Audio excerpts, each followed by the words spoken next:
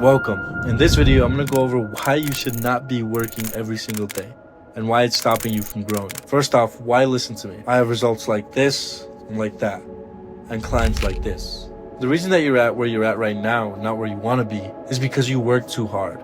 And no, it's not a bad thing to work too hard, but you're working hard on the wrong things. You're not working on what really moves your business. You're working on the small, tiny tasks that you think you have to do, or you're only learning, either through courses or just videos or books, and you're not taking action upon it. How can it become something without actually taking action upon what you say you're going to do? You can't. And I encourage you learn.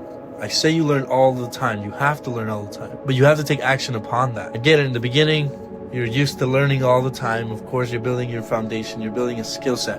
But building a skill set takes time, and it takes you to have clients already. And you know that. But you should be learning from your clients, not from the work that you've learned in the past already. You don't learn to swim in the books. You learn to swim while swimming. It's the same thing. You go to your clients and you see what's working and what's not working. So the truth is, you have to work 6 days out of the week. You might be saying, 6 days? How am I going to get anywhere with that? I'm missing out on an entire day. The reason for that is because you have to reflect on what worked on the 7th day. And for me, that day is Sunday. You can choose any day out of the week. I call it the 6-7 mechanism. I'm joking, that's not real. Anyways, the things that you could be reflecting on is your content. Seeing what content works and which content doesn't. Seeing what people like and what people don't like. Or what's getting your clients results and what's not getting them results. And looking for the things that you have to fulfill so you can get them those results. And you can go even broader.